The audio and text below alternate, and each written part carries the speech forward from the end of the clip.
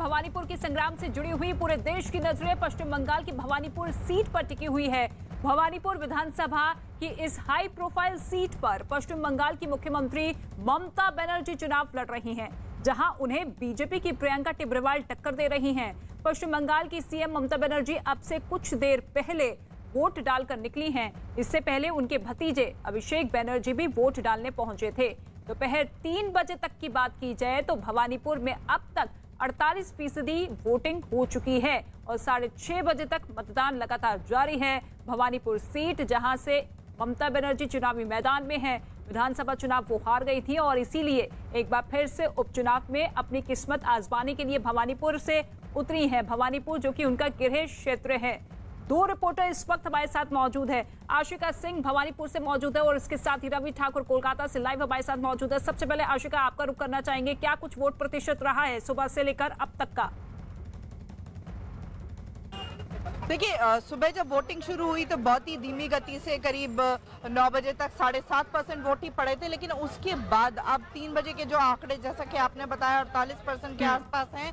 आमतौर पर voting percentage high होते हैं पश्चिम बंगाल में, लेकिन क्योंकि ये बाईपोल है तो वोटिंग परसेंटेज आमतौर पे बाईपोल पे सभी जगह पर कम देखे जाते हैं। अर्बन एरियाज में बंगाल के रूरल एरियाज के मुकाबले वोटिंग परसेंटेज कम होता है, इसीलिए भवानीपुर में लोग थोड़ा जो है वो कम निकले। हालांकि तस्वीरें मैं यहाँ की आपको दिखा दूं, ये वही मित्र इंस्टीट्यूशन है जहाँ पर अब से कुछ मिनटों पहले ममता बनर्जी आकर के और अपना वोट यहाँ पर देकर गई हैं। और अभिषेक बनर्जी सुबह से, हालांकि ये अटकलें लग रही थी कि अभिषेक सुबह ही वोट देने आएंगे, लेकिन अब तक वो नहीं पहुंचे हैं और अभिषेक भी किसी भी समय यहाँ पर पहुंच सकते हैं वोट देने के लिए। और इसके साथ ही भवानीपुर की बात करें, जैसा आपने बताया कि पहली बार 2011 में यहाँ से उपचुनाव लड़ करके जीती थी ममता, तब वोट परसेंटेज 77% था। 2016 में घटकर 48% वोट रहा है टीएमसी के पास। और अब जब नंदीग्राम से लड़ी थी ममता, हार का सामना करना पड़ा शुभेंदु अधिकारी के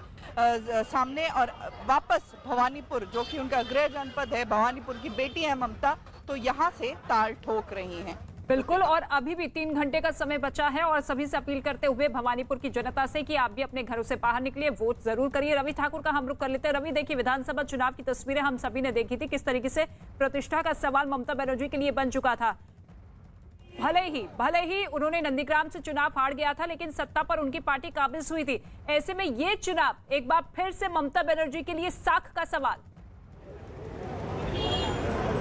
बिल्कुल रितिका, भवानीपुर में खेला होबे, यही नारा दिया था ममता बनर्जी ने। ममता बनर्जी ने कहा था कि यहां से खेला होगा और ये सिर्फ पश्चिम बंगाल भवानीपुर नहीं, ये खेला दिल्ली तक जाएगा। अभी थोड़ी देर पहले ममता बनर्जी वोट डाल के गई हैं, चेहरे पे मुस्कान थी, जीत का निशान वो दिखा रही थी कि वो यहां से जीत रही हैं। मार्जिन कितना बड़ा होगा ये दिखाने की कोशिश कर रही थी। लेकिन आज हम सुबह से अलग अलग बूथ पे जा रहे हैं रितिका, और सुबह से एक तस्वीर, हर एक अपडेट बता रहे हैं। जो एक अच्छी बात हुई इस उपचुनाव में वो कि जब भी पश्चिम बंगाल में चुनाव होते हैं, हिंसा होती है, बवाल होती है, धमाके होते हैं, आरोप प्रत्यारोप लगते हैं। आज ऐसा सुबह से कुछ भी नहीं हुआ। हर एक बूथ पर काफी शांतिपूर्ण तरीके से अभी तक वोटिंग हो रही है। लोग आ रहे हैं, शांतिपूर्ण तरीके से वोट कर रहे हैं। इसके लिए चुनाव आयोग की तारीफ होनी चाहिए। थोड़ी देर पहले हमने देखा सीआईएसएफ के जवान यहाँ पर मौजूद थे और माइक पे अनाउंसमेंट कर रहे थे कि आपकी सुरक्षा की जिम्मेदारी हमारी है, आप वोट डालिए, लोकतंत्र को बचाइए। इस तरह की अनाउंसमेंट बार बार की जा रही थी।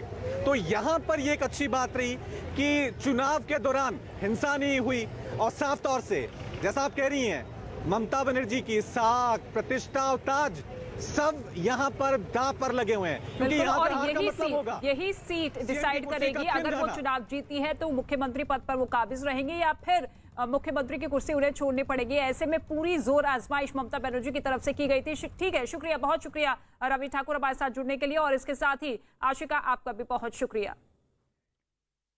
तो किसका